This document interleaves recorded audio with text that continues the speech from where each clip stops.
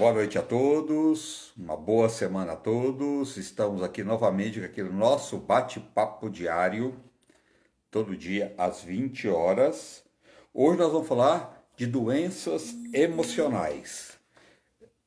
A gente está vivendo um momento que tem crescido de uma forma assustadora as doenças emocionais. Depressão, transtorno de ansiedade, insônia, obesidade tem aumentado. Principalmente as pessoas que comem por compulsão, tem aumentado muito os casos de obesidade. E para falar hoje com a gente, nós vamos trazer o Dr. Leonardo Lourenço, ele é neurocirurgião, e nós vamos falar hoje realmente sobre esse assunto que eu acho que interessa muita gente, é de muita importância, porque as doenças emocionais ela pode causar outras doenças até a idade. As pessoas pensam agora que nós estamos aí mudando o tempo, que a gente precisa estar com o sistema imunológico em alta. A Covid, sim, mas as doenças respiratórias, tudo isso piora muito que cai a imunidade através das doenças emocionais, né?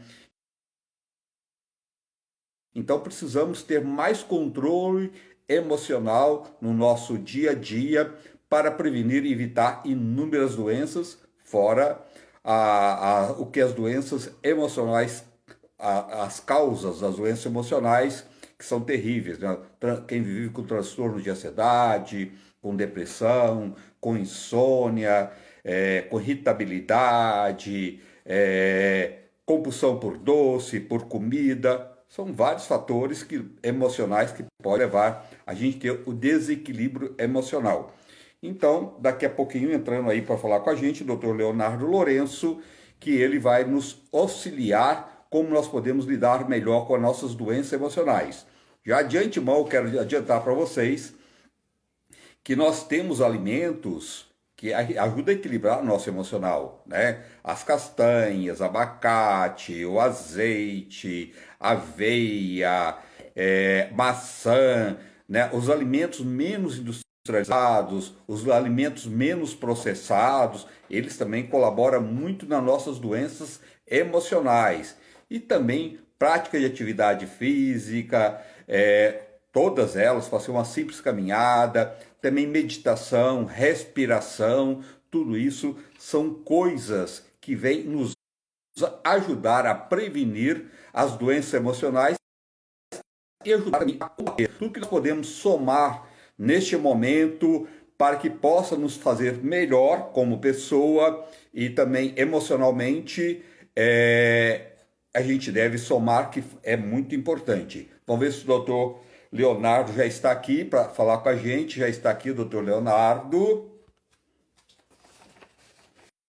grande colaborador, uma pessoa que todo mundo adora, eu também, né? Uma pessoa incrível, que tira o seu tempo para nos vir. Oi, Olá, boa doutor! noite, Obrigado, André. viu? Boa noite.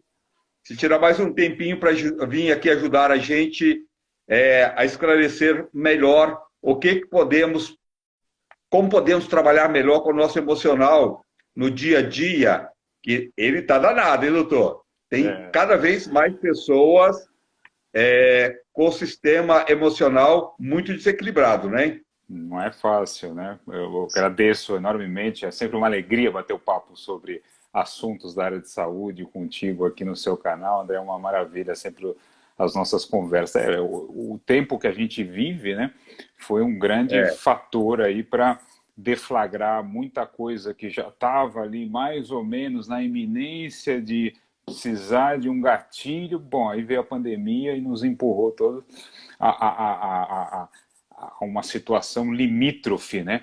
E aí muita gente que estava ali é, relativamente compensada acabou descompensando em função do cenário muito desafiador hoje em dia, né? é verdade. Doutor, o que é que pode nos levar a essa doença mental, esse desequilíbrio mental que nós estamos vivendo hoje, muito grave? Então, bom, se a gente for pensar que a gente o ser humano é um ser biopsicossocial, ou seja, ele tem componentes biológicos, a gente tem componentes mentais e a gente tem componentes sociais. Para a gente deflagrar um transtorno dito mental, essas três esferas normalmente precisam ser abaladas em suas estruturas respectivas para que um transtorno, uma doença mental se manifeste, né? Então, do ponto de vista biológico, por exemplo, toda a questão de influência genética, hereditária, familiar pode ser um fator de risco para o transtorno mental. Como a gente cuida do nosso corpo também é outra coisa fundamental, né? Então, desde a forma como a gente se alimenta, quão ativo fisicamente a gente é, como é que a gente cuida da qualidade e da quantidade do nosso sono, como é que a gente se hidrata. Muita gente esquece de se hidratar, isso é um fator fundamental. Quanto a gente põe de substâncias nocivas, tóxicas no nosso organismo. Então, isso, do ponto de vista biológico, já tem um monte de fatores aí hormonais, vitaminas, sais minerais, para compor toda a base, obviamente, de um funcionamento normal da estrutura do cérebro e do corpo para poder se desregular isso, manifestar como um transtorno mental. Aí tem toda a parte psicológica também, né? Tudo aquilo que a gente vai alimentando como um sistema de crenças, né? Que a gente vem arraigando desde a formação lá da infância, desde a tenridade, a educação, a cultura, a sociedade, vai moldando a nossa identidade, a nossa personalidade, a forma como a gente lida com emoções e sentimentos. O que a gente está fazendo com as nossas emoções e nossos sentimentos? A gente está os reprimindo, como a gente foi muitas vezes induzido a achar que sentimento é uma coisa para engolir, se vira nos 30 e você com o seu sentimento, que eu não tenho nada a ver com isso, vamos engolindo o sapo, vamos engolindo os sentimentos e as emoções, ou às vezes a gente tenta despejar e descarregar nos outros sem saber lidar com isso também. Então, toda essa parte psicoemocional faz parte. E a terceira esfera é a esfera social, como a gente lida com as outras pessoas, como é que está o nosso relacionamento com o mundo, com as pessoas, tanto em termos intrapessoais como interpessoais, né? Vínculos sociais, relacionamentos são um fator extremamente relevante no grau de saúde mental e emocional que a gente pode ter. E vale lembrar que não é só uma questão assim, muitas vezes, porque tem fulano tóxico, porque tem fulano chato e tal. Relacionamento tem duas partes, tem a nossa parte também, né? Porque a gente só fica olhando às vezes, porque tem o fulano, beltrano, ciclano que é assim, assim, assado. Mas também a gente tem que ver o que a gente está oferecendo do nosso lado, como da nossa parte para contribuir, laços sociais, vínculos interpessoais saudáveis também. Então, quando a gente começa a perturbar todas essas esferas, biológica, psíquica ou social, aí o caldo de cultura pode emergir com algum transtorno, por exemplo, de natureza mental, né? Doutor, a culpa e a mágoa são dois fatores também muito delicados, né? Que as pessoas às vezes não conseguem livrar disso, da culpa e da mágoa, e fica carregando isso anos e anos, e criando culpa de tudo, mágoa de tudo, não consegue libertar desses monstros. São dois fatores também que pesam muito, né? Nas doenças emocionais. Sim, todos esses sentimentos, emoções negativas que a gente tem, e são naturais de tê-los. Isso é muito importante entender. Ninguém é à prova de culpa, ninguém é à prova de mágoa, ninguém é blindado de tristeza, ninguém é capaz. Todos são sentimentos e emoções que, de alguma forma, eles têm a sua utilidade no nosso cérebro. Eles são guias para orientar os nossos relacionamentos, o nosso desenvolvimento, onde a gente pode se aprimorar, onde a gente pode melhorar. São caminhos de aprendizado, muitas vezes, quando a gente explora, a gente pode... Só que, muitas vezes, o que acontece? A gente é condicionado a ou achar que é fraqueza expor isso, ou explorar isso, ou tratar disso, e acaba aí alimentando um monstro, um fantasma dentro da gente mesmo, né? A questão não é assim, eu não ter culpa. A questão é saber, puxa, eu estou me sentindo culpado, né? Ou eu estou sistematicamente culpando as pessoas e o mundo, né? Porque culpa tem os dois lados, né? Tem um, a gente fica se Tem. chicoteando, eu só me culpo, tudo é culpa minha, eu não presto, tal, tal, tal. Ou eu fico despejando a culpa em tudo, menos em mim mesmo. E aí, ou seja, uma forma não saudável de lidar com isso. Quando eu nomeio, entendo que eu estou passando por isso, percebo que eu estou escorregando nesse viés, ou de me culpar por tudo, ou culpar o mundo por tudo, e não estou sabendo lidar com isso, é que é o grande transtorno. E quando a gente começa a explorar isso, ver onde vem essas raízes, como é que eu posso aprender com isso, me transformar, me aprimorar, aí a gente começa a entrar num caminho mais saudável. É verdade. Muito louco, né? Parece ser tão simples, né, doutor? Tão, tão fácil, né? Mas Quem dera, né? o peso é de cada um, né? É verdade. Mas a gente tem que lembrar disso. Existem meios para isso. Existe terapia, existe tratamentos. É em busca de tratamentos. Não ficar nesse sofrimento, cruzando os braços, esperando que um dia isso vai mudar, se você não faz nada para mudar, né? Exato. É que nem a Noélia está perguntando para a gente, como a gente se livra de pensamentos negativos? Gente, não dá para se livrar de pensamentos negativos, isso é uma ilusão. Esse é o grande problema. Se a gente tenta fugir deles, ignorar, achar que eles não existem, que eles não nos pertencem, aí a gente fica escravizado por eles. A grande vantagem de a gente explorar que, às vezes, o sentimento de medo, de tristeza, de culpa, de remorso que aparece na gente, é pegar esse fio e explorá-lo para ver de onde vem isso e como eu posso, aí sim, transformar o negativo em aprendizado para uma coisa positiva. Porque às vezes a gente fica tentando assim, não, eu só vou pensar coisa positiva, eu só vou pensar coisa positiva, eu só vou pensar coisa... Não resolve, gente. Por quê? Porque uma das maiores fake news que tem em neurociência é a gente achar que a gente só usa 10% do nosso cérebro. Isso é absurdo. Não existe isso. A natureza não teria formado a estrutura mais complexa de que se tem notícia no universo para deixar 90% oco, para deixar 90% vazio. Seria um absurdo, um contrassenso. Então o que acontece?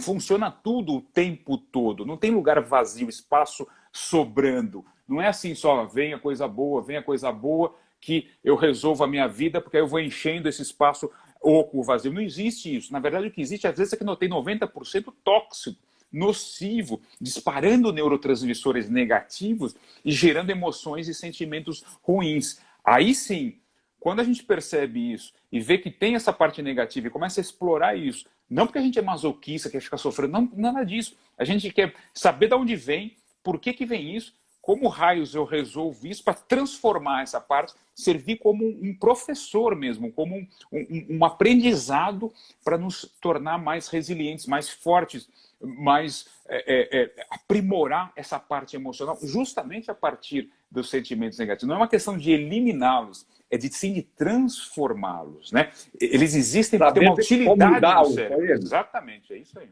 Saber como lidar com eles, doutor? Seria um caso assim, mais ou menos? Exatamente. Como lidar, não negá-los. Porque tudo que a gente nega, tudo que a gente foge, tudo que a gente rejeita, nos escraviza. Toma uma proporção muito maior. A gente fica sendo dominado por eles porque a gente foge deles, no fim das contas. Não é uma questão de fugir, não é uma questão de simplesmente rejeitar a existência. Não, existe, eu estou me sentindo mal, eu não entendo porquê, mas eu vou atrás de saber porquê, me explorar, autoconhecimento, vou atrás de ajuda profissional, mas explorar essa parte do negativo é fundamental, porque lá estão os degraus em que a gente pode aí sim evoluir e prosperar em termos de saúde mental e emocional.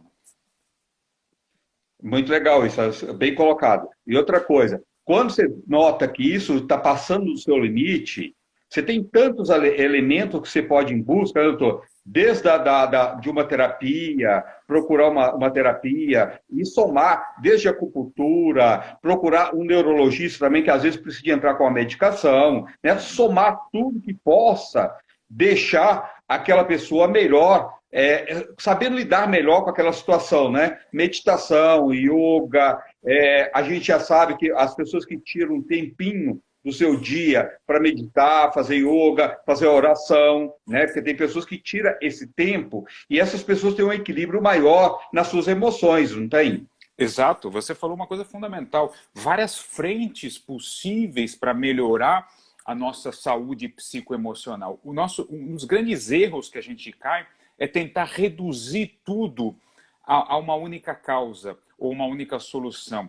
A gente acabou de falar, nós somos seres biopsicossociais, tudo está operando ao mesmo tempo. A minha parte biológica, a minha parte física, cerebral, parte mental e parte social. Então, se eu acho que um transtorno que está da parte mental está me perturbando, eu achar que só o remédio vai resolver, eu vou me enroscar. Se eu achar que só a reza vai resolver, eu vou me enroscar. Se eu achar que só uma erva vai resolver, eu vou me enrolar. Se eu achar que só a atividade física vai...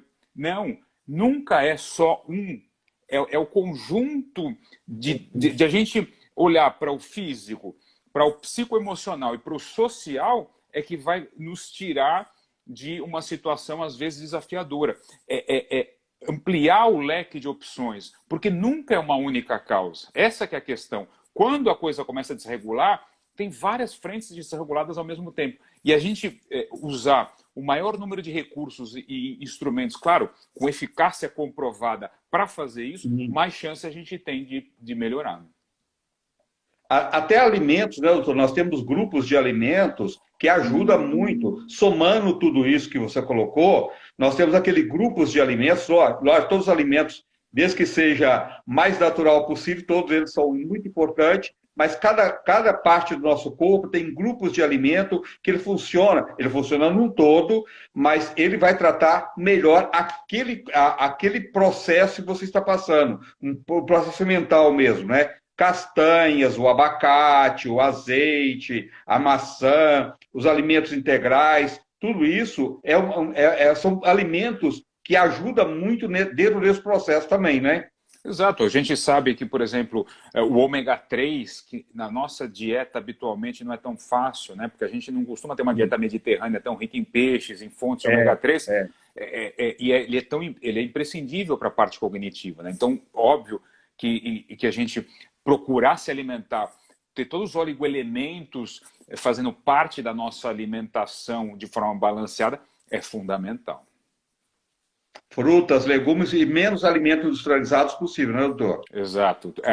Quanto mais processado, mais refinado, mais manipulado, menos saudável ele tende a ser, né? Quanto mais natural, mais orgânico, grande parte de origem vegetal, mais saudável. E os de origem animal, principalmente peixes e carnes brancas, tendem a ser mais saudáveis, né?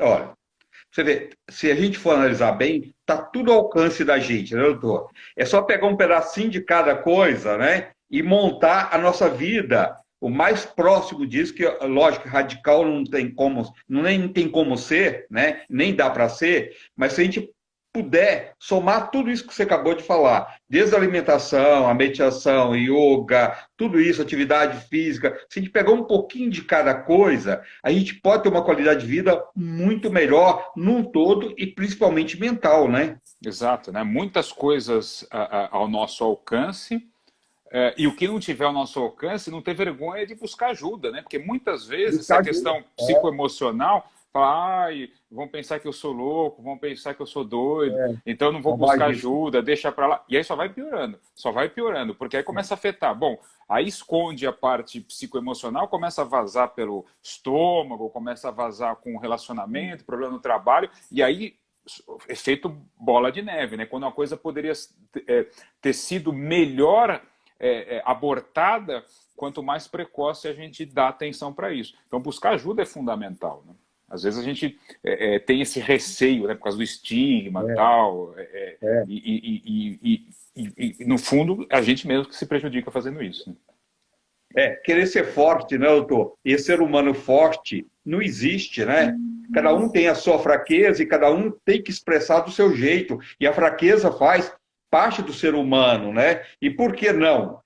Por que eu tenho que ser forte? Para provar para quem, né? E eu ficar sofrendo dentro de casa, para não procurar uma ajuda, ficar dentro do meu quarto ou dentro da minha casa, num sofrimento, viver uma tristeza absoluta, anos e anos, é totalmente incompreensível com a vida humana, né? Não dá para entender como é que a pessoa pode fechar tanto assim e não se abrir com o outro, não buscar tratamento, querer sair daquilo que está te fazendo tanto mal, né? Exato. No fim, assim, forte, forte mesmo, na minha opinião, André, é quem tem a coragem de expor as próprias fraquezas, Expor. as próprias vulnerabilidades. Porque, na verdade, como você disse, não tem ninguém perfeito, né? O que faz a riqueza de nós como grupo, como coletividade, como civilização, como sociedade, é a união das nossas imperfeições, né? É o apoio mútuo, cooperativo de um ao outro, cada um com as suas imperfeições, se ajudando mutuamente. Essa é a história da nossa espécie, né? Do Homo sapiens. Foi assim que a gente chegou até aqui, evoluindo progressivamente, porque a gente se apoia um no outro, que faz uma das grandes forças de a gente ter evoluído de tal maneira como espécie humana é justamente esse apoiar-se um ao outro. Sabemos que não somos perfeitos, temos fraquezas e defeitos, mas é justamente essa diversidade, essa capacidade de apoiar um ao outro, cada um com a sua imperfeição, mas no todo tendo uma potência inimaginável. Doutor, o papel hoje do médico, hoje, do neurologista, do psiquiatra, ele é além do remédio só, né? Ele hoje, ele tem essa conversa e deve ter, né? Lógico, às vezes tem médicos que nem tem esse tempo, coitado, podemos culpar o profissional, principalmente quando ele atende de um convênio ou atende no hospital do governo, às vezes ele tem que atender uma quantidade de pessoas por dia, ele não tem esse tempo que ele gostaria de ter, né, com o paciente. Mas hoje, quando o médico tem esse tempo para esta consulta, esse papo que você acabou de colocar agora, tem que ser junto com a medicação, se for necessário, né? Isso, fundamental o que você falou, André, porque medicação é só uma pequena parte de todo o processo, né? Hoje, assim, é praticamente inviável a gente pensar num controle adequado ou até numa cura de um transtorno mental apoiando só em remédio. Isso assim, já está mais do que provado por vários e vários estudos que só remédio não é uma forma eficaz de tratar esse tipo de problema. O que não quer dizer que ele deve ser execrado, que ele deve ser rechaçado, que não pode tomar de jeito nenhum, porque se eu tomar é um atestado de que eu sou doido, é um atestado de que eu sou fraco. Absolutamente. É simplesmente uma pequena ferramenta no meio de um arsenal, né? Então, neste contexto, toda essa história de vida, biografia da pessoa, o contexto de vida dela, familiar, social, toda a parte biográfica, essa conversa é fundamental. O que pode ir melhorando em cada frente dessa, né? Dos comportamentos, dos hábitos, da rotina do dia a dia, de hábitos mais saudáveis para progressivamente criar um ambiente mental e físico cada vez mais próspero, passo a passo, com essa ajuda profissional, né? Então, esse enfoque médico, quanto mais amplo, mais abrangente for, tanto na parte física quanto na parte mental, emocional e da história, né, da pessoa, mais potente, obviamente, é. Doutor, são dois fatores que são tão assim que as pessoas às vezes não prestam atenção, mas que ajuda muito a saúde da pessoa num todo, principalmente emocional, que é o intestino, né? Que é ali que é fabricado os hormônios do bem-estar, do sono, tudo tem um bom funcionamento intestinal. As pessoas têm um olhar melhor para o seu intestino. naquilo que come, né? Ter um bom funcionamento intestinal e trabalhar melhor a respiração, porque muita gente acumula todas essas patologias de ansiedade, transtornos, tudo, por falta de um bom funcionamento intestinal e não saber trabalhar a respiração, né? São dois fatores também muito importantes, não são?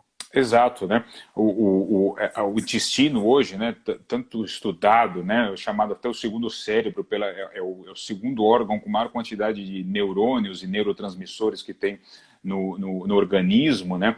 Então, existe uma forte ligação cérebro-intestino, né? Várias pesquisas mostrando isso. Então, nitidamente, quanto menos toxina entra nesse intestino, quanto menos coisa que não é saudável entra, quanto mais a gente se alimenta de forma regrada, tanto melhor a chance dessa comunicação intestino-cérebro ser mais fluida, mais coerente e mais saudável.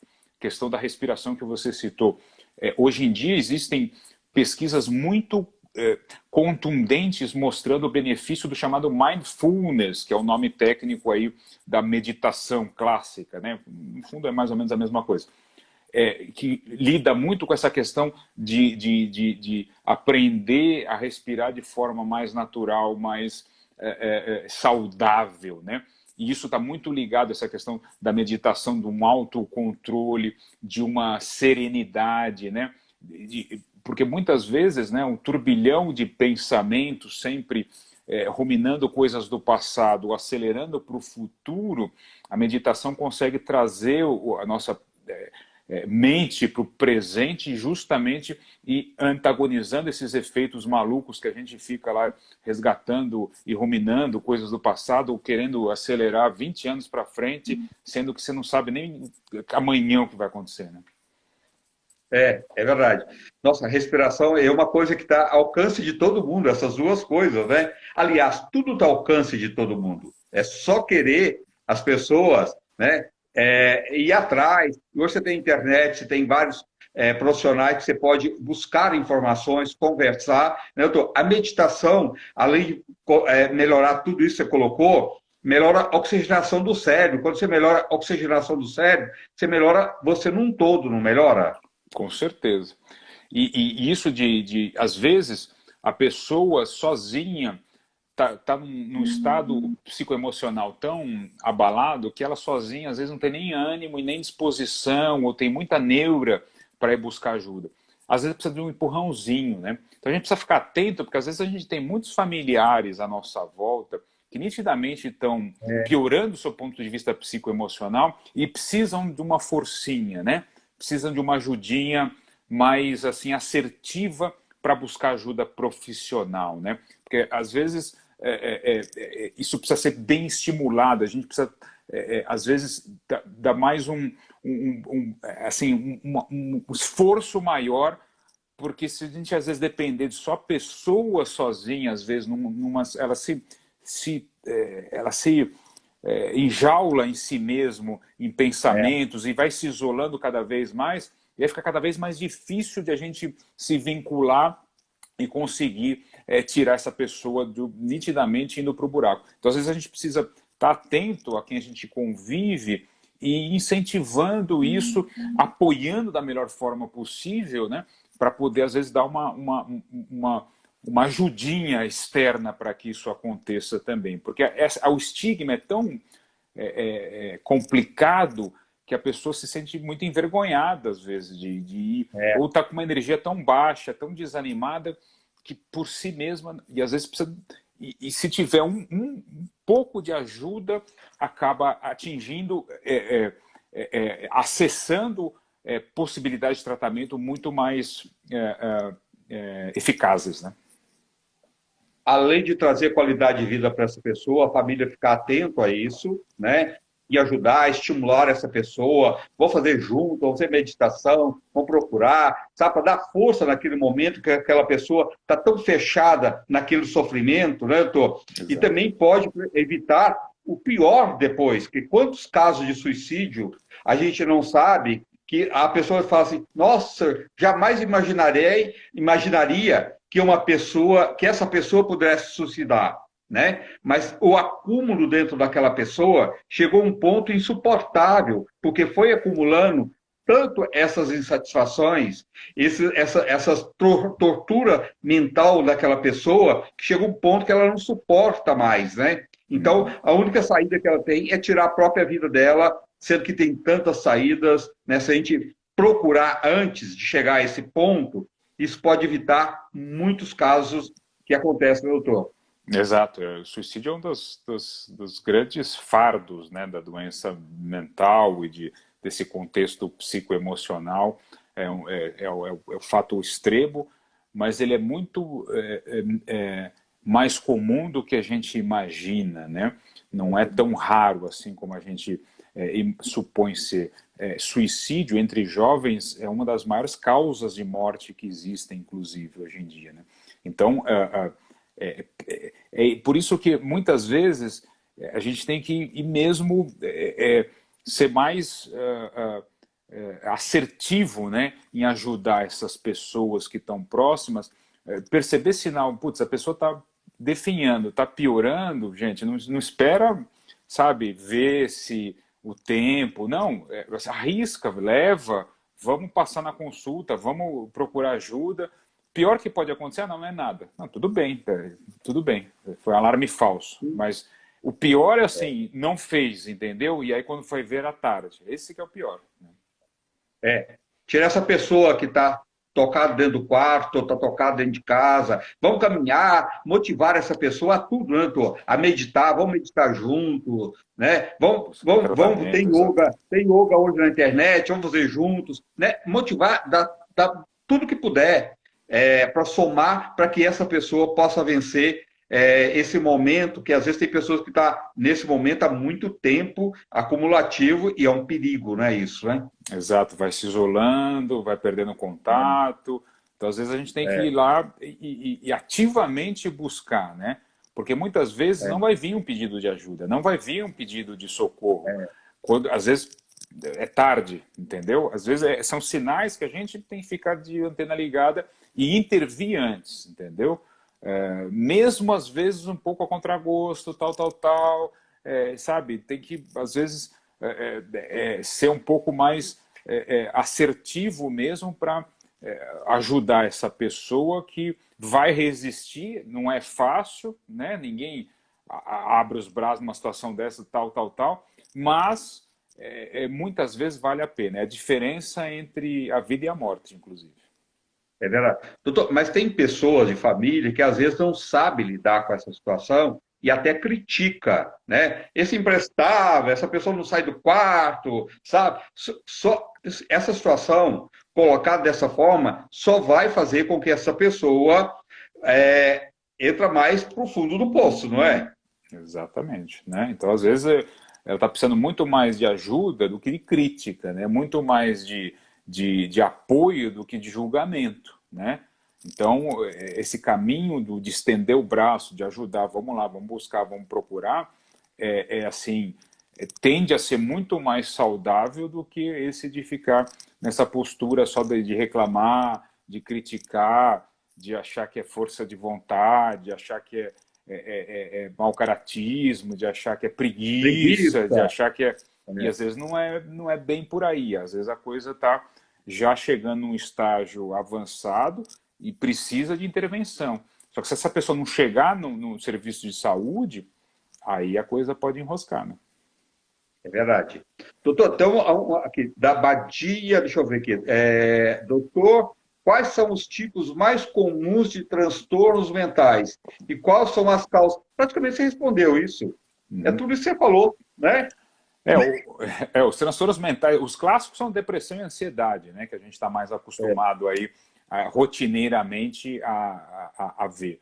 Mas tem vários outros, né? E são bem prevalentes, sabe, André? Porque, por exemplo, depressão e ansiedade, elas são causas muito expressivas de incapacidade e afastamento do trabalho, né? Muito comum, né?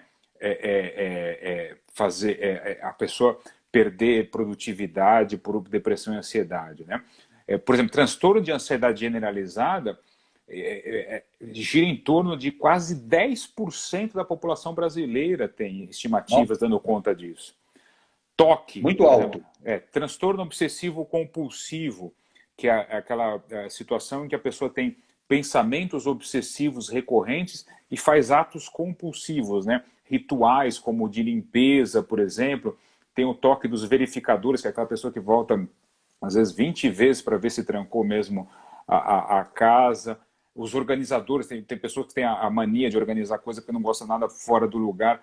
É um das vertentes de toque. Tem acumuladores, né, que acumula um monte de tralha de objeto, que também, para atender um transtorno obsessivo compulsivo, gira em torno de 1,5% da população brasileira tem transtorno obsessivo compulsivo. Dependência química. Bom, dependência química é um dos campeões, né, de transtorno mental. Álcool gira em torno de 10%, fumo 9%. Né? Dependência química é considerado um transtorno mental, né? O alcoolismo, o tabagismo. Depressão maior, quase 6% da população brasileira, há estimativas dando conta de que tem depressão maior. Transtorno afetivo bipolar, né? Bipolaridade. Aí não confundir, porque muita gente fala, o meu humor oscila muito fácil. Não, bipolaridade é um diagnóstico psiquiátrico específico que envolve mudanças muito radicais do humor da pessoa e precisa de um diagnóstico. Mas mesmo assim, 3% da população brasileira chega a ter. Transtorno de personalidade borderline é outro diagnóstico bem expressivo. Quase 6% da população brasileira tem o transtorno borderline, que também envolve muito conflito de vínculos, às vezes automutilação, tem tendência mais a suicídio também. Então, são muito prevalentes, né, os transtornos mentais e precisam de muita atenção, porque a imensa maioria desses não estão tratando, né? São estimativas, na verdade, baseadas em pesquisas de campo e epidemiológicas, que são projeções. Mas desse número, que é enorme, uma pequeníssima fração está em tratamento, né? E isso é um grande risco. É verdade. Doutor, e as pessoas às vezes confundem, não sabem direito o que é depressão, o que é a tristeza, o que é o transtorno de ansiedade, né? E são grupos diferentes, não são? Claro. Então, por exemplo, tristeza é uma emoção, um sentimento que todos nós temos, né? Então, se sentir triste porque aconteceu alguma coisa errada que na nossa vida, uma expectativa não foi atendida, alguém falou mal da gente, gera uma sensação de tristeza. Então, tristeza é uma emoção, um sentimento comum que todos nós temos. Agora, depressão, aí já é um diagnóstico médico, né? Existem critérios técnicos para a gente enquadrar a pessoa nesse diagnóstico de depressão. E aí envolvem critérios bem específicos, né?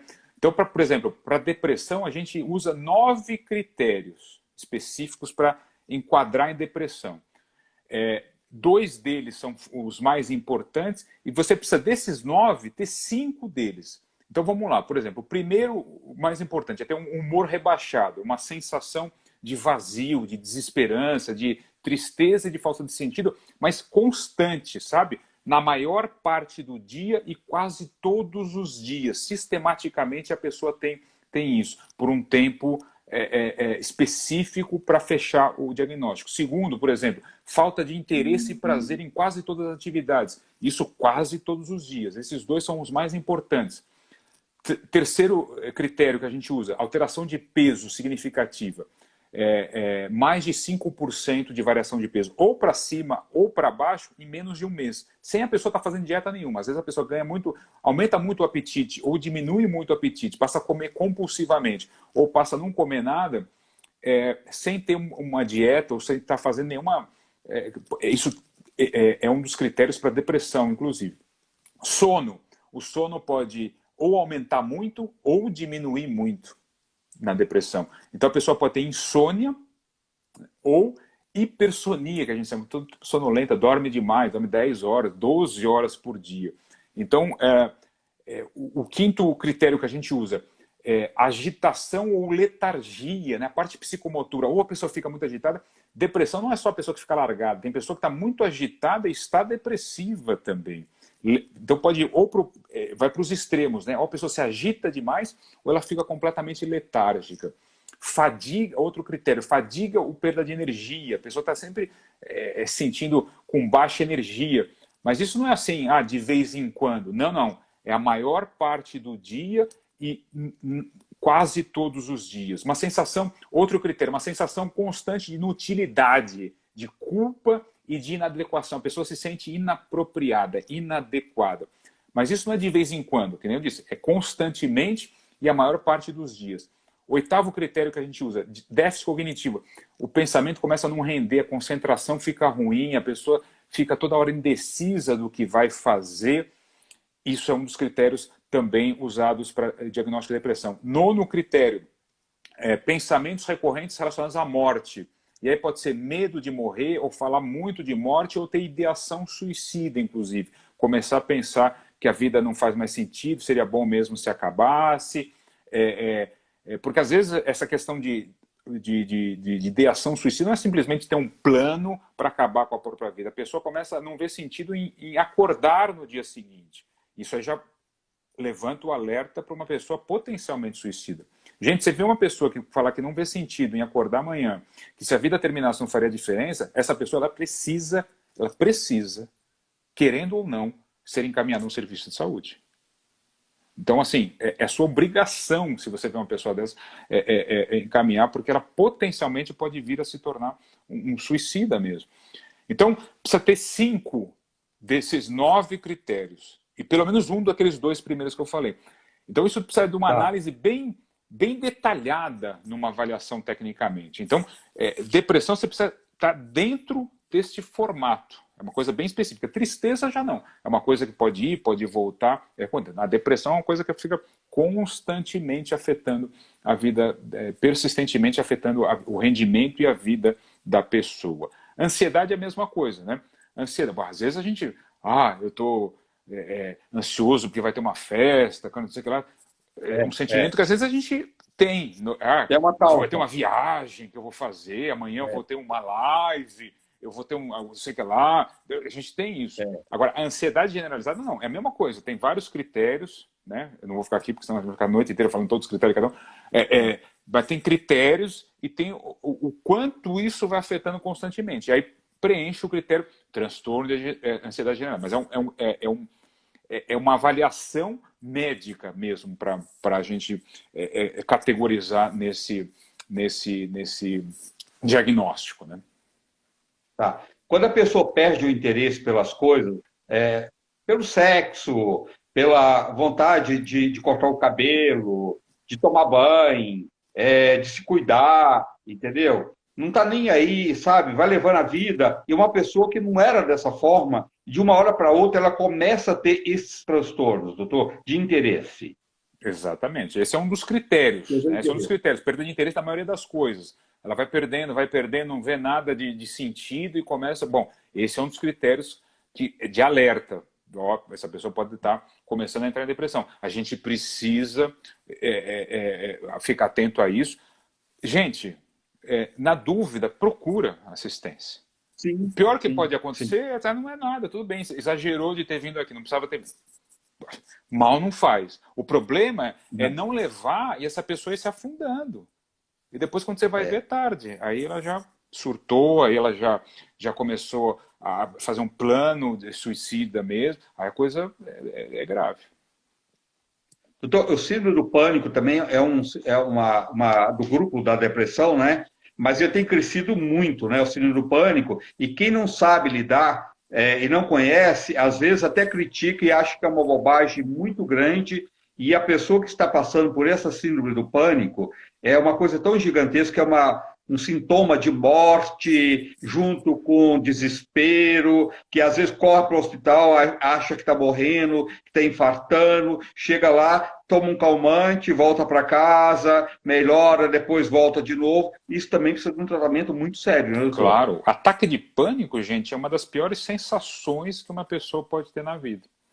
É o cérebro como se estivesse no limite da sensação de morte iminente mesmo.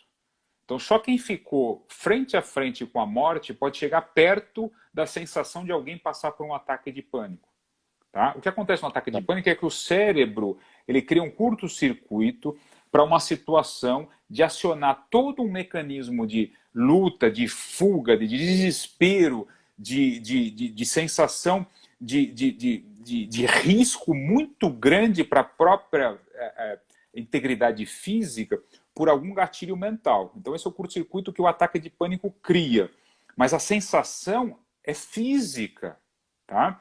Então, isso é outra coisa que a gente precisa entender, porque assim, a gente fala em transtorno mental ou doença mental, mas tudo que é mental tem um correlato físico também, né? Por um princípio muito básico, não existe mente por aí flutuando sem estar num corpo, e também não existe nenhum corpo andando por aí sem ter uma mente controlando. Então sempre a gente está falando em mente e corpo. Isso. Porque um capô do outro. Isso, porque se a gente fala que tem doenças exclusivamente mentais, nos autoriza a falar que tem doenças exclusivamente físicas. Isso não dá para falar. Entendeu? Mesmo uma coisa que é assim, evidentemente física, ela envolve as nossas emoções, nossos sentimentos, abala as nossas emoções e sentimentos, seja da pessoa que está doente ou seja de quem convive do lado. Então, essa interface mente e corpo está sempre presente, mesmo nessas que a gente fala que é transtorno mental, como um ataque de pânico, por exemplo, porque acelera o coração, a pressão começa a ficar desregulada, a pessoa começa a suar frio, a pessoa começa a secar a boca, a pupila começa a dilatar, porque o sistema adrenérgico, o cortisol aumenta, todos os neurotransmissores de luta e de uma preparação para uma situação de conflito ocorre. É claro que o gatilho para isso não é um leão que apareceu na nossa frente, mas a sensação que o cérebro está tendo é como se tivesse um leão para nos abocanhar. E esse curto-circuito é que gera isso. Então, isso é muito importante a gente ter em mente que não é bobagem, não existe isso. Isso está acontecendo no cérebro dessa pessoa fisicamente. É claro que isso precisa de tratamento adequado para descobrir a causa, de onde vem, os fatores, como é que vai melhorando isso. Por que o cérebro está usando esse recurso de defesa para questões psicoemocionais, usando esse mecanismo físico, né? Tudo isso a ser explorado. Doutor, diagnóstico, porque às vezes pode uma pessoa ter mais de algum sintoma dentro desse quadro que nós colocamos, que você acabou de colocar agora, e isso pode, quando ele procura um profissional, de repente o diagnóstico pode não ser dentro, e às vezes está tomando uma medicação e a pessoa não está vendo melhora, e ela está com outro grupo que não está sendo tratado, que é uma pessoa que está tomando, de repente, um remédio para transtorno de ansiedade, e ela tem depressão, então não vai ver um resultado legal dentro do esperado, né, doutor? Exato. Então, esse diagnóstico também, às vezes, pode ser confundido, não pode? Até claro. como profissional. Exato. Nem sempre é fácil o diagnóstico, né? Porque envolve várias coisas. Porque, por exemplo, a gente tem esses critérios, né? Que a gente vai preenchendo de acordo com as manifestações clínicas que a pessoa tem, mas a gente precisa ver também, por exemplo, como é que está o corpo dessa pessoa, a parte física, a parte metabólica, a parte de hormônios, sais minerais, fazer exame do cérebro também, para ver se não tem alguma alteração orgânica, física no cérebro que ajude a explicar, né? A gente já pegou caso de pessoas que estavam tratando doença mental, e aí quando foi fazer uma tomografia, tinha lá um tumor do tamanho de uma laranja no lobo frontal, você entendeu? Então, tudo precisa ser visto de uma forma mais ampla possível para a gente fechar o diagnóstico. Às vezes a pessoa pode ter depressão e ansiedade também. Uma não exclui a outra, uma não é o oposto da outra. A pessoa pode ter depressão, tanto que existe o chamado transtorno misto, por exemplo, depressivo e ansioso, na mesma pessoa. Então, isso tudo precisa ser levado em conta para que o tratamento seja o mais correto, o mais eficaz possível, né? Então, sempre a busca por um profissional médico é fundamental para que esse diagnóstico seja o mais preciso possível. Né? Tá? E sempre, se puder, lógico, todo médico pode tratar, às vezes tem uma pessoa no interior que não tem, de repente, um médico especialista, ou um neurologista, um psiquiatra, né, que seria o ideal, né? Mas às vezes não tem, mas mesmo os médicos hoje, mesmo clínico geral, André, ele é capaz de fazer diagnósticos ele é capaz, desses, né? claro. Um bom clínico geral, ele está preparado para também, claro que às vezes dependendo do diagnóstico, da magnitude do problema, ele vai encaminhar para um especialista. Mas muitos desses transtornos, às vezes mentais, eles podem ser diagnosticados e tratados, inclusive, por clínicos gerais. Doutor, você, como profissional que você o que se orienta para as pessoas, assim, não esperar? Já começou, qualquer sintoma tem que procurar. Olha, toda mudança negativa de comportamento já é um sinal de alerta, né? Então, Tá. assim, eu comecei a deixar de ter hábitos saudáveis que eu tinha antes, sinal de alerta. Eu comecei a desenvolver comportamentos ou hábitos negativos que eu não tinha antes, sinal de alerta. Eu comecei a ter sintomas e sinais físicos, né? Muitas vezes são inespecíficos, às vezes uma dormência, um formigamento aqui e ali, às vezes me dá uma batedeira no coração, às vezes seca a minha boca, também já é um sinal de alerta. Outra, que eu gosto, que é Vox Populi. O que significa? É a opinião dos outros. Sim, às vezes a gente não ouve, não dá atenção, mas começa um falar aqui, o outro fala aqui e o outro fala lá, na dúvida, dê ouvidos, né? Às vezes, duas, três pessoas tá falando para você que você, tem alguma coisa errada com você, dá atenção a isso, né? Porque às vezes a gente fala, não, tá falando bobagem, tá falando bobagem, tá falando bobagem. Né? Isso do ponto de vista da própria pessoa, né? Para a gente se autoanalisar. Bom, meu vizinho começou a falar isso. Meu coisa falou isso. Bom, então talvez tenha alguma coisa que eu precise investigar mesmo. Na dúvida, a gente procura. Né? O pior que pode acontecer bom, não tem nada de demais, fez os exames, está tudo ok. Mas pode ser a diferença entre a gente pegar alguma coisa no começo, que tem muito mais facilidade de tratar, e empurrando com a barriga e chegar num ponto que é muito mais difícil reverter e tratar, né? Isso sem falar daqueles casos das pessoas que a gente convive, que a gente falou agora há pouco, né? Se a pessoa começa a dar sinais esquisitos, às vezes a gente tem que ir ativamente ajudar a levar essa pessoa facilitar o máximo possível, induzir o máximo possível que ela busque ajuda profissional, né?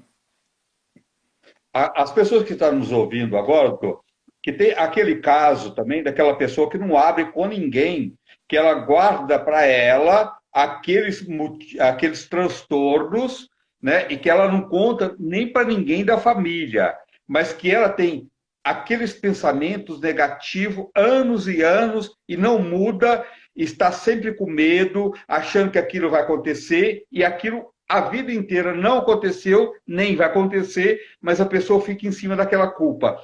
Isso também é um caso da pessoa procurar um profissional e fazer um tratamento, né? Claro, perfeitamente. Assim, uma coisa que persistentemente rumina para o lado negativo, ela certamente vai deflagrar uma série de eventos negativos em termos de comportamentos e até doenças, às vezes, que podem não ser do espectro mais mental, mas pode ser, às vezes, do espectro mais físico, né? Porque essa pessoa mais negativa, mais ruminante, mais isolada, aumenta muito o risco para uma série de problemas de saúde, né? Então, é fundamental isso ser explorado e como um fator adicional para várias coisas que às vezes a pessoa está lá tratando uma hipertensão, está lá tratando um diabetes, está lá tratando um problema físico rotineiro, por assim dizer, mas não presta atenção que, às vezes,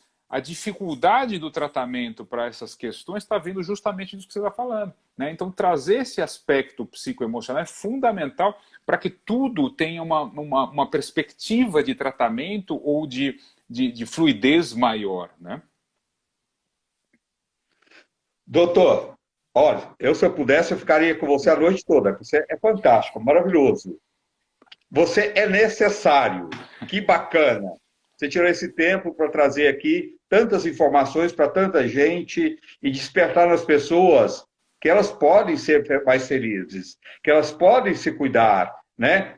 Mostrar para as pessoas, depende de quantas pessoas não estão em casa, fala, nossa, alguém na minha família é assim, eu estou passando por isso, por que eu não vou procurar, né? E outra coisa, você colocou aí, tem pessoas que têm pressão alta, né, e não trata do emocional e esconde esse lado emocional de todo mundo, e às vezes a causa dele, da própria hipertensão, está no lado emocional. Ele fica tomando remédio e nunca vai controlar essa pressão arterial, porque a causa ele não está tratando também, né, doutor?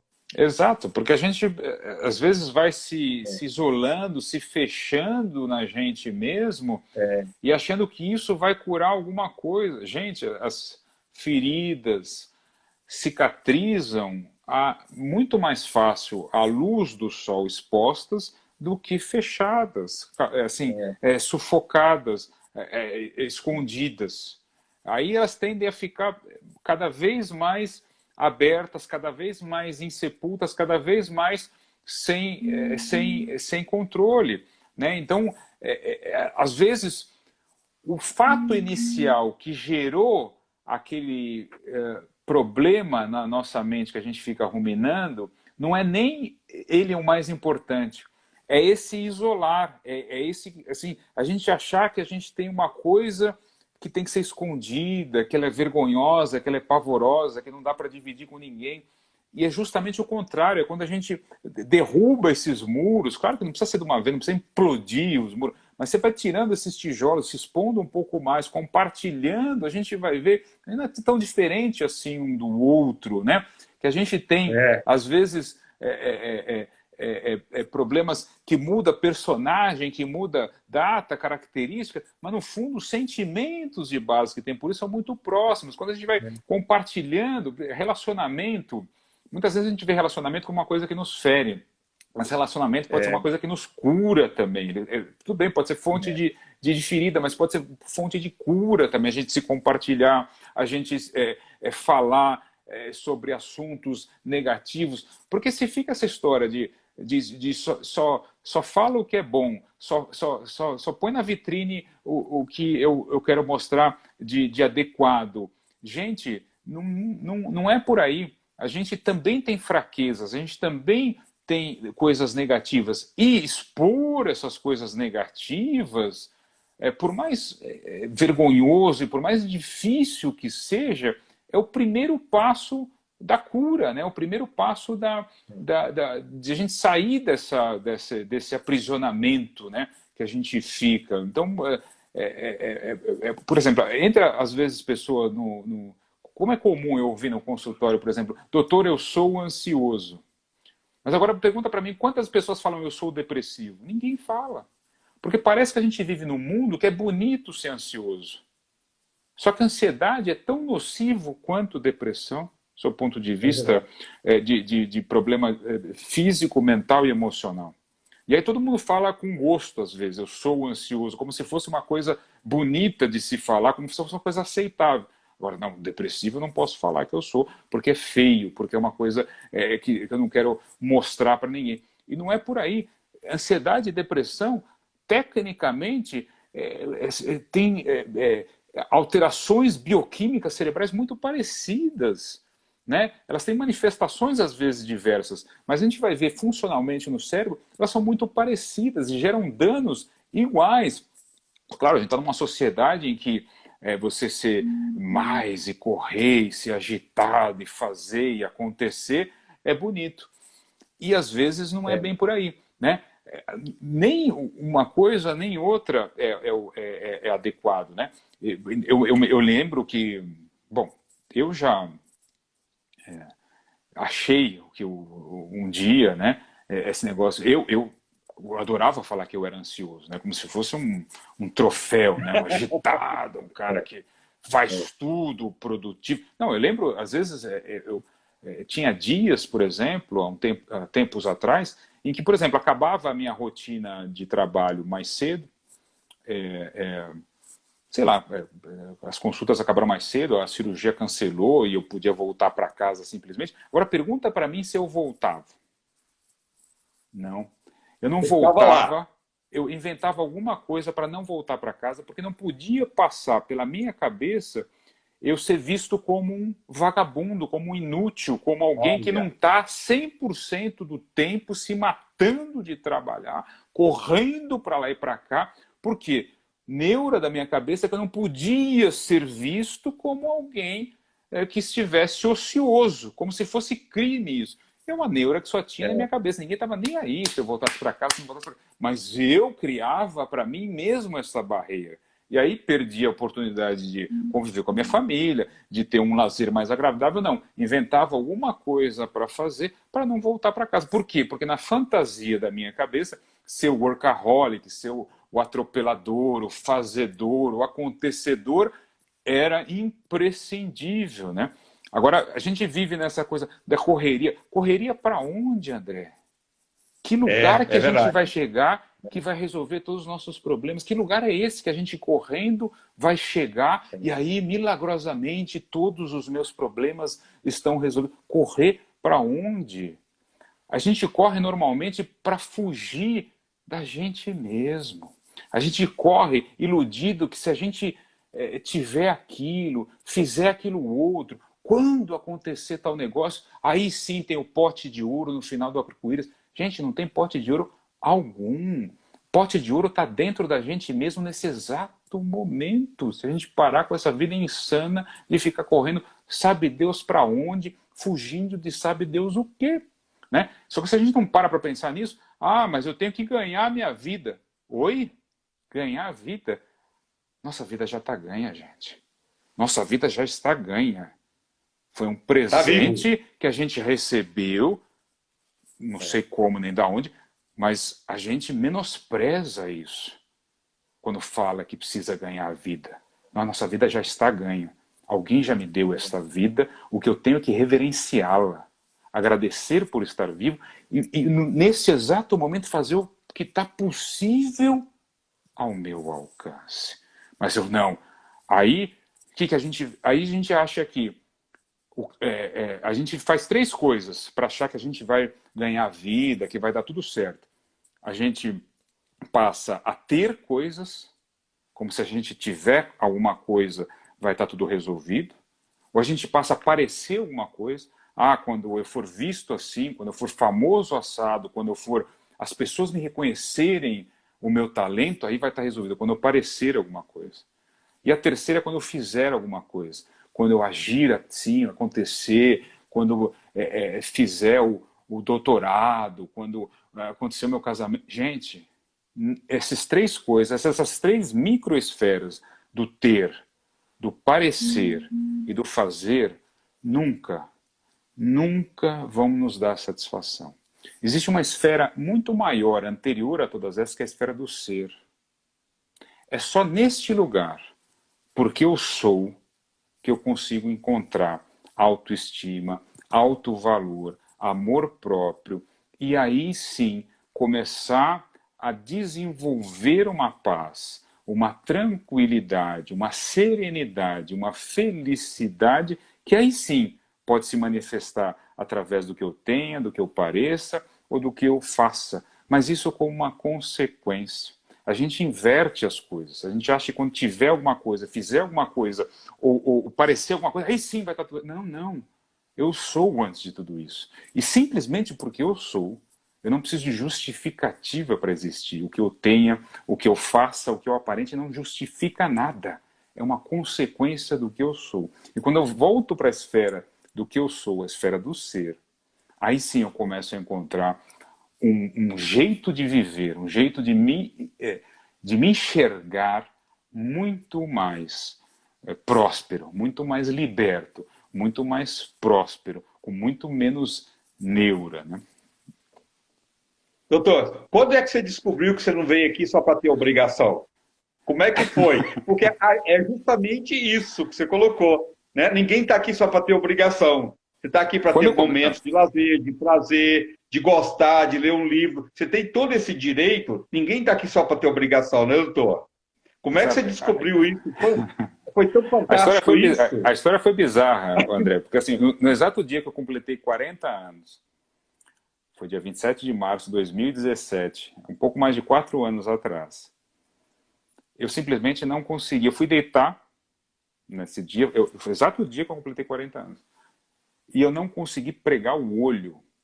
Eu nunca tive insônia na minha vida, mas naquela noite eu não consegui dormir.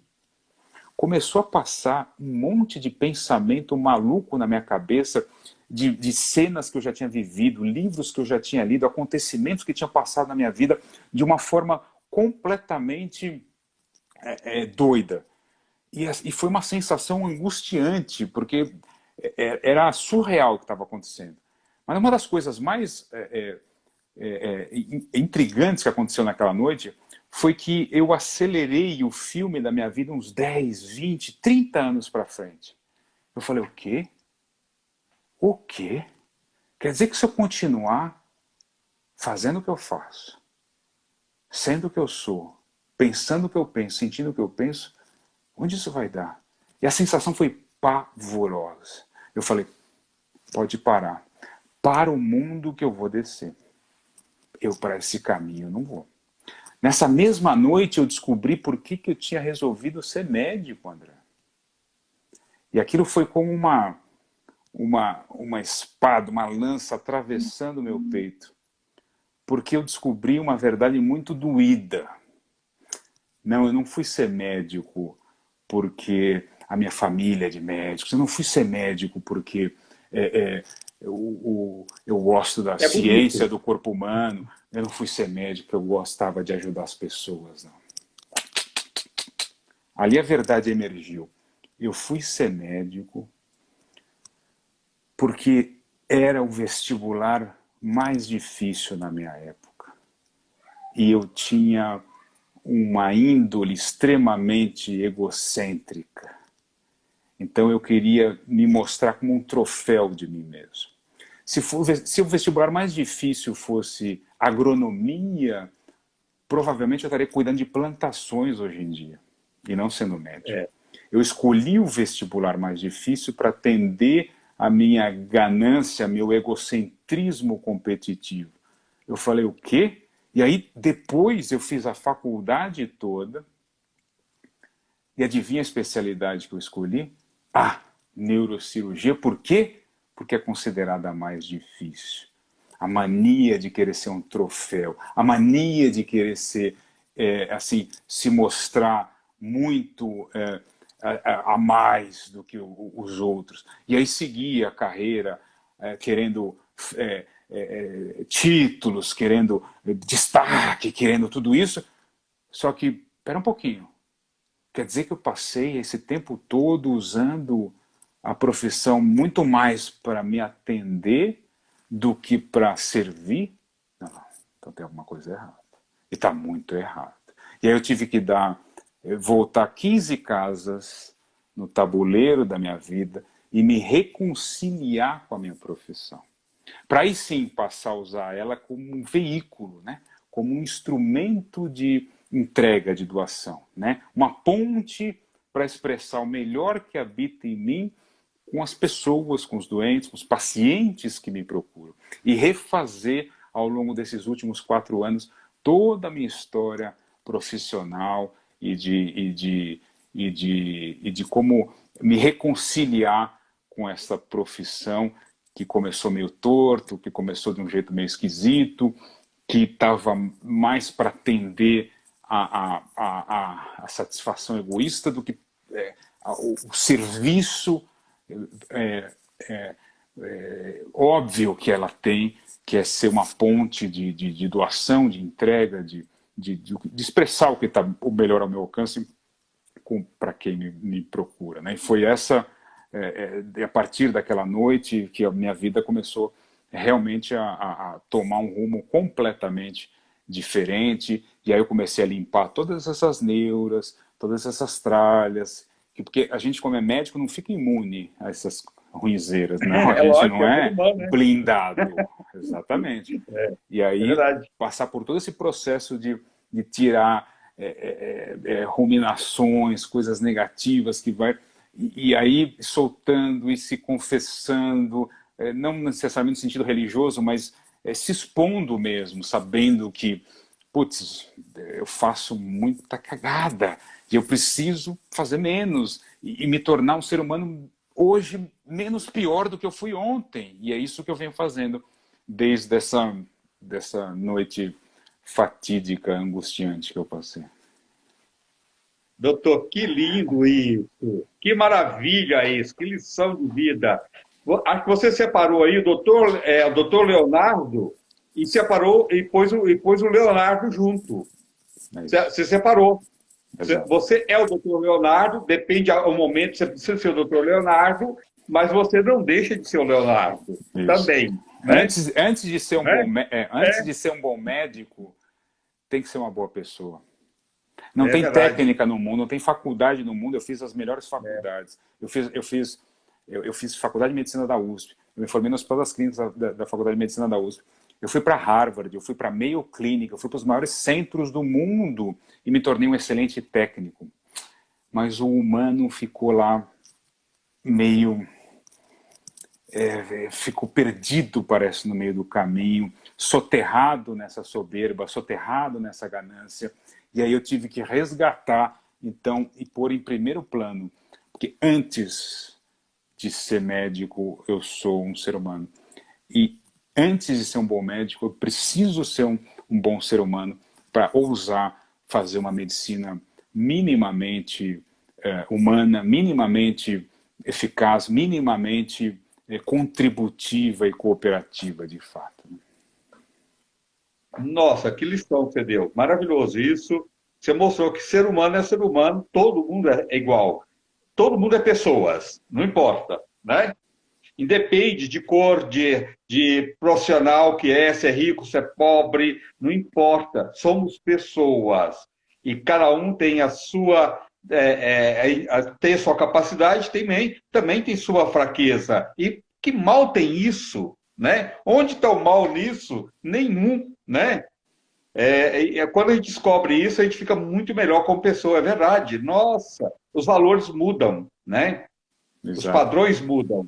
Isso, quando a gente para de defender a nossa fachada e passa a cultivar a nossa fonte inestimável e inabalável de humanidade que está lá esperando para ser cultivada dentro de cada um de nós. Mas enquanto a gente ficar sustentando a fachada, sustentando o parecer, sustentando o ter, sustentando o fazer, não que o fazer, tudo isso é importante, mas antes de tudo isso, é cultivar essa semente íntima, é, é, é, que alguns dizem divina, que cada um de nós temos, para aí sim se manifestar para o mundo, né? Aí sim eu vou resolver o que eu vou ter, eu vou resolver o que eu vou fazer, eu vou resolver o que eu vou parecer. Mas antes de tudo, sempre, nunca vou ter dúvida. Eu vou escolher sempre o ser, o que eu já sou, para me pautar em valores adequados, né? Valores humanos atemporais que de fato sejam prósperos para mim e para quem me cerca. Né? Nossa, que bacana. E o livro, quando sai o livro? Então, já saiu, né? Já saiu dois, inclusive. Já dois. Dois. É. Eu vou fazer a propaganda deles dois. Posso fazer, André? Lógico, deve, por favor. Deve. Então, Sempre. aliás, essa história que eu acabei de contar, ela está no primeiro livro. É um É, livro isso. ela Maravilhoso. ela já está publicada, Já está. já está no primeiro livro, que é chama-se Noocídio. Noocídio. Quem sou eu sem os meus problemas? Noocídio. Quem sou eu sem os meus problemas? Está no primeiro livro. E aí eu conto um pouco da minha história, eu conto história de pacientes, história de amigos, e vejo toda essa questão da mente, de como a gente fica apegado à nossa personalidade, à nossa identidade, e que a grande libertação é justamente a gente começar a se soltar dessa única história que a gente conta pra gente, que só pode ser isso, que pau que nasce torto nunca se endireita, aquelas baboseiras que a gente fica condicionado a achar. É, é. Não, assim, um dos nossos ouvintes falou, eu sou muito simpático. Gente, vocês não me conheceram há 10 anos atrás. Eu era das pessoas mais intragáveis que você poderia cruzar na sua frente. Isso é sério, tenho testemunhas que podem provar isso. Eram Que uma pessoa maravilha intragável. isso. Porque Só que a gente acha que isso é da nossa personalidade, você ser antipático, É, você ser soberbo. Não, não é, gente. Isso é história que a gente conta pra gente e aceita.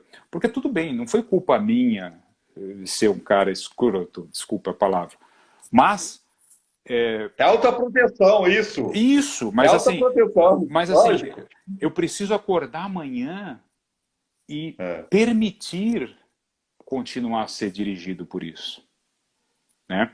Então, essa história é o noocídio, quem sou eu são os meus problemas, que eu conto essa e algumas outras histórias. E o segundo livro acabou de sair, André, saiu semana qual, passada, que chama-se, qual que é o nome? esse segundo livro chama-se A Síndrome do Gênio da Lâmpada, A Síndrome do Gênio da Lâmpada. Como A não... síndrome do... Isso. A Síndrome do Gênio da Lâmpada. Como não se tornar prisioneiro dos pedidos dos outros. Né? A ideia de escrever o livro foi entrar no personagem do Gênio da Lâmpada. Porque às vezes a gente normalmente se identifica só com o Aladim, né? Só com um cara que vai lá, esfrega a É, lâmpada é. mágica e pede os pedidos, aí minha vida está resolvida com os meus pedidos. Não, a ideia do livro foi entrar no personagem, o Gênio da Lâmpada. O que que é esse cara? Quem que é o Gênio da Lâmpada? O Gênio da Lâmpada é um cara que tem todos os poderes do mundo para atender os pedidos dos outros. Mas ele mesmo é um infeliz prisioneiro da maldição. Você não tem os livros aí não para mostrar a capa? Tem, peraí. Deixa eu pegar aqui. E onde a gente compra esses livros? Então, nas principais livrarias e sites de compra, viu, André? Deixa eu só pegar aqui o outro. Tá. Onde é que eu... Muito legal. Um livro desse é muito... Eu quero ler. Eu vou te mandar. Imagina. Não, Depois pede eu para compro. Patrícia Pode ficar. me dar seus dados, eu vou mandar para você, um de cada. Então, esse é o primeiro, Noocídio. Quem sou eu sem os meus problemas? Isso. Que capa limpa, legal, né? Bonita. É. Ele Adorei essa capa. A pomba. Isso, é uma pomba, que é o símbolo, né, da libertação. E aí A dentro tem libertação. um cara bem sombrio, numa caverna, né, no fundo do poço, É, com um capuz cobrindo o rosto, assim. Que é justamente essa conversa que a gente estava tendo, né? A pessoa que fica enjaulada em si mesmo, ruminando os próprios problemas, quando tem toda aqui a liberdade à volta dela para sair, né? E o outro é esse aqui, ó, é a síndrome do gênio da lâmpada, né? Como o não gênio se da torna. lâmpada. Isso. Tá. Que a ideia é isso, Qual, é porque a gente fica achando que a gente vai resolver o problema de todo mundo, entra nessa ciranda e aí vai se afundando, né? Vai se aprisionando e vendendo a nossa própria liberdade e a felicidade em função disso, né? Mas aí qualquer livraria ou site de compra tá disponível. tá. Todas as livrarias, né? A Cultura, Isso. a Saraiva, tá em todas. Cultura da Vila, Travessa, Da Vila, Travessa, Amazon, Amazon. tem no Submarino, Magalu, esses sites todos têm. Ponto Frio, Olha, Extra. gente, Uhum. olha, então, super fácil. Entra lá, quem não quiser ir na livraria, principalmente... Hoje a gente compra tanto livro pela internet, né? É fácil. Principalmente é fácil, livros indicados. Você vai na livraria quando você quer procurar alguma coisa. Mas livros indicados, até hoje, até pela internet, você compra o que você quer. Mesmo quando você não quer ir na livraria e você quer fazer busca, eu quero procurar um livro para me ler. Né? Você vai na internet hoje, você encontra tudo lá. E compra tudo pela internet hoje. Então, entra na internet, mostra a capa de novo, doutor, um por um, marca aí, gente, Amazon, em todas as livrarias, Magalu, entendeu? Todas é super fácil de comprar. Uhum. Sites, tudo, tudo. Ou se procurar pelo meu nome também acha.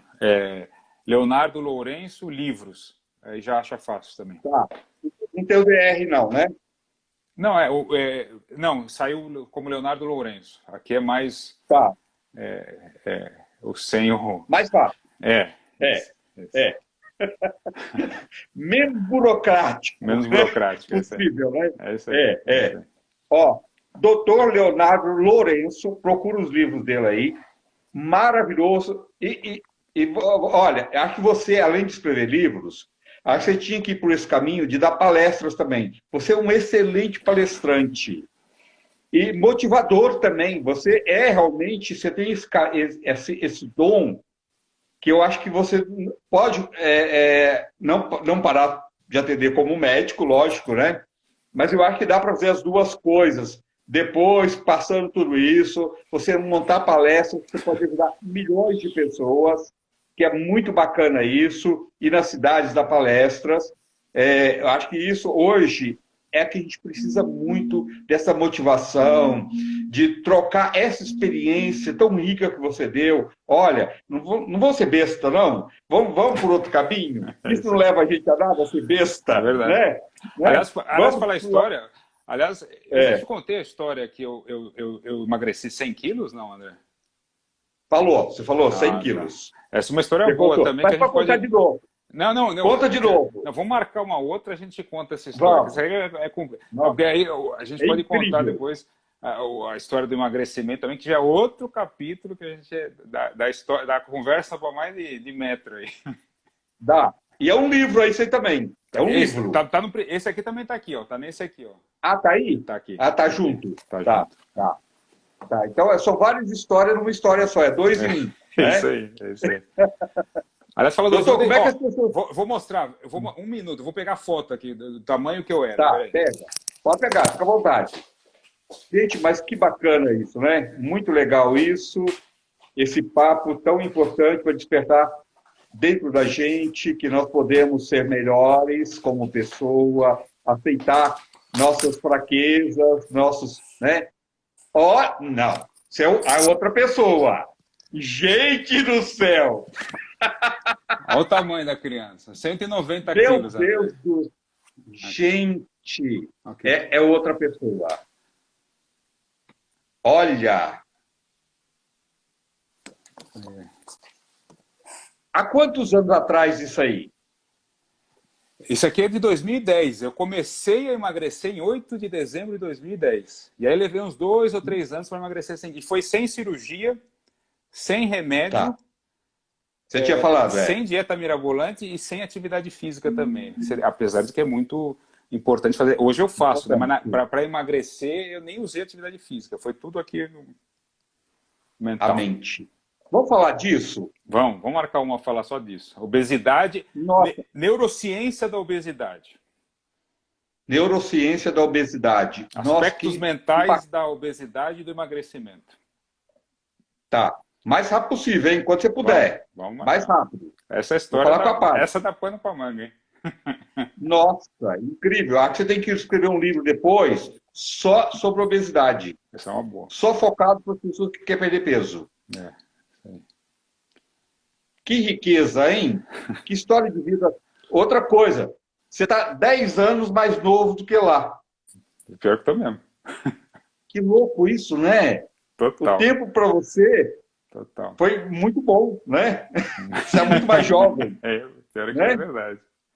É muito legal isso. Que experiência rica, né? Eu precisei de passar por isso. Eu precisei de ficar gordo dessa forma, ganhar todos esses quilos, entendeu? E eu consegui, para poder contar essa experiência. Tudo aquilo. Eu era um cara chato, insuportável, nem eu me aguentava. Né? Que experiência bacana. Exatamente. Isso. Toda aquela ganância, toda aquela soberba não estava carregando só aqui, eu estava carregando aqui também.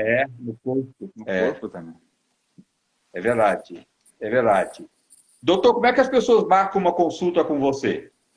Isso é fácil. Gente, compra o livro dele, hein? Para marcar comigo, é só põe lá no Google Centro Médico Berrini. Aí já é fácil.